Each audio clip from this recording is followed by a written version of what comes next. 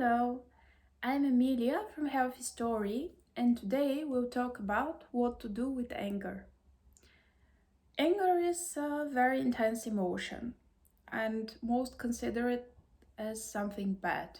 So it's not good to be angry, it kind of automatically makes you a bad and violent person, or at least that's what we label ourselves sometimes. A lot of people start therapy because they have angry outbursts or they're so used to suppressing anger that at some point they started suffering from depression. So, depression is in a lot of cases actually anger directed inwards. Anger is just an emotion, okay, a very intense one, I know, but it's a normal, natural emotion. It doesn't have gender. Those stereotypes that women are not allowed to be angry, anger is just for men, those are not healthy at all. Because as men are allowed to be sad sometimes, so are women allowed to be angry sometimes. That's natural. So if you have some difficulties with anger, the first step is simply to allow yourself to feel anger. And when I say this to my clients, a lot of people say, yeah, but I don't want to be a bad person, I don't want to be a violent person.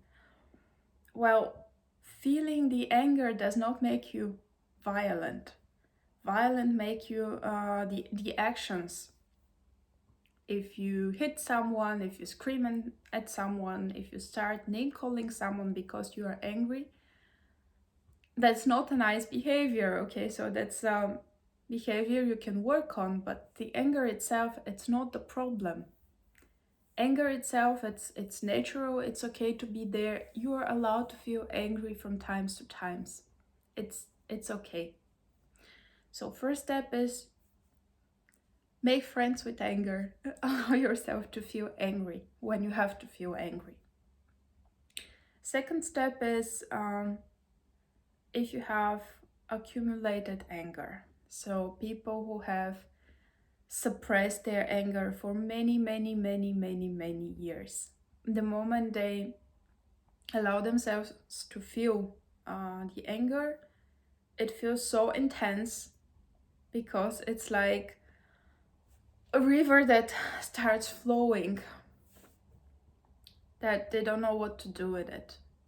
So in such a case, it's good to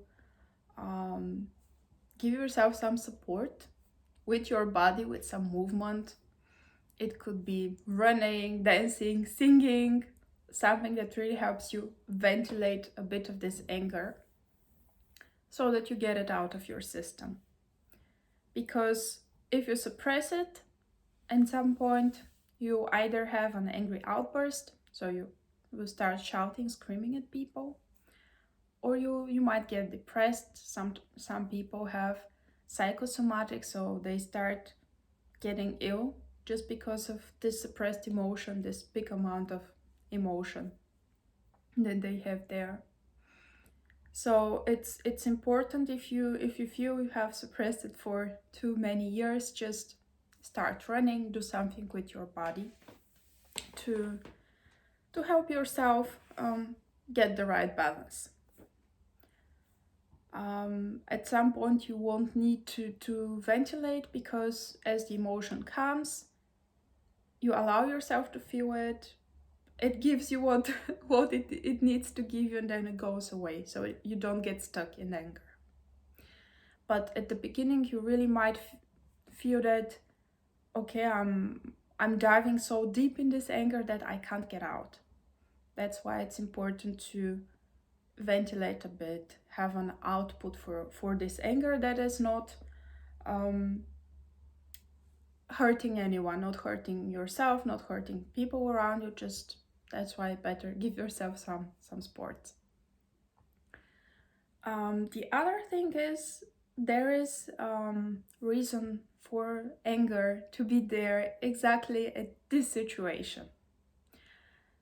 Emotions, their meaning are to be, their role is to be like an inner compass for us.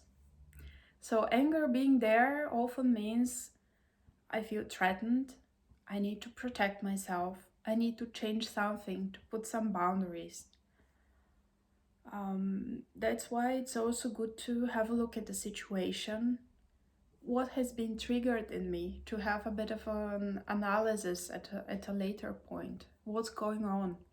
What do I want? What do I need in this situation? Is this the right situation for me? Do I need to change something? Or is it something from my past that gets triggered and actually has nothing to do with the situation I am in? Often, people who easily get angry in similar situations, this is a sign there might be a childhood trauma there. And if this is the case, it's quite normal that if you haven't taken care of ourselves and of the trauma as much as we can, because trauma never disappears, you just learn to deal with it and to take care of yourself. So if you haven't taken care of yourself, it's very natural that every time you are in a similar situation to the one that traumatizes you, you get extremely angry very fast, because the anger is there to protect you.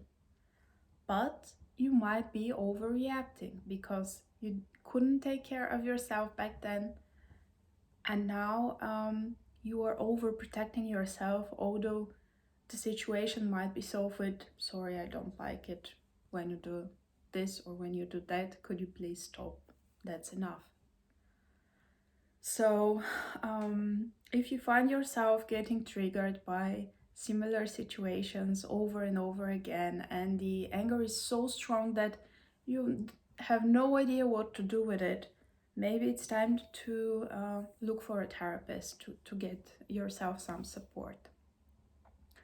But generally, anger is not something bad. It's part of our inner compass that guides us.